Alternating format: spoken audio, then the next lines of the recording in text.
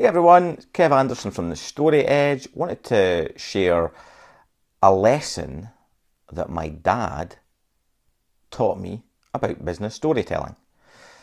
Now, he probably doesn't realise that he taught me a lesson about business storytelling, but trust me, he did. So it was, I think, 1987. This hairy face wasn't hairy. I was 12. I was working for my dad at his garage. So my dad had a garage that sold cars in Dundee. And every holiday, summer, October, school holidays, I would get the chance to go in there and do some jobs. And normally the job was washing cars. So my dad sold cars. He was a used car salesman. And the job was trying to clean all the cars in the forecourt. It varied. Sometimes he had 25 cars, sometimes he had 30 odd. But I was paid by the car. So it was really important that I got as many cars cleaned as I possibly could. So I remember it really well. It was a really hot day. It was in the summer, and this couple comes in.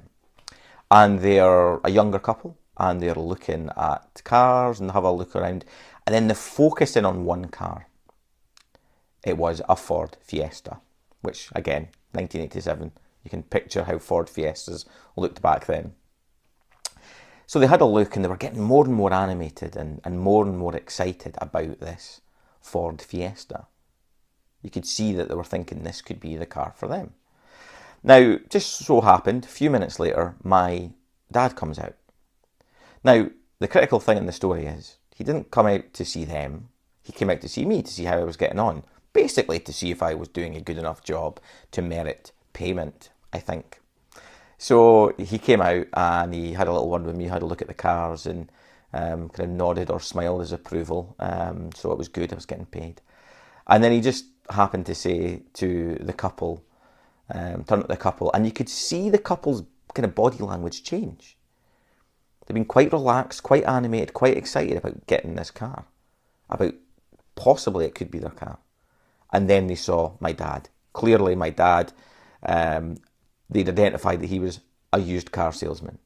So in their head, they had a thought of how this scenario was going to play out. So my dad just said to them, hey, if you're needing anything, any questions, I'll be in the office. You want to take it for a test run, just let me know. And off he went. Now you could see their body language went from excited about the car to, oh God, we're about to be sold to. So they stiffened up. They were almost bracing themselves for the classic used car salesman pitch. And they didn't get it. They didn't get it from my dad, because that wasn't my dad's style. And my dad taught me a lot, and has taught me a lot in life. And that was one of the lessons, was you don't have to be that pushy salesman. You can break the mold. But the real lesson, the business storytelling lesson, is about the predictability of your business stories. Think about it for a minute. What my dad really did was be unpredictable. Predictable would have been, hey, that's a cracking car. I can see behind the wheel of that. I can do a great deal. We've got some great finance offers. Wonderful. And he gets into salesman pitch mode. Wasn't my dad's style. So immediately things were different. It was an unpredictable experience for that couple. And that's what you need to try really hard with in your stories, in your business stories especially. You've got to be unpredictable. You've got to create a sense of drama and a sense of ebb and flow. If it just goes along beginning, middle, end, and everything is predictable, it's not a real story, or at least not the kind of stories that we connect with. So that is what my dad taught me about business storytelling. Be unpredictable. Be different. Get your audience involved. Get them thinking. Take them on a journey. Make that journey interesting. Now, I don't know if that couple ended up buying the car, but I do know that they ended up going to see my dad in the office. A few minutes later, after they'd looked at the car, they headed into the office.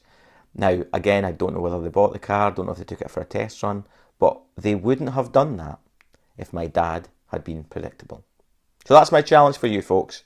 With your business stories, get out there, do something different, be unpredictable, and you will reap the benefits, because you will be the important thing. The really important thing is you want to be remembered. You want to be memorable.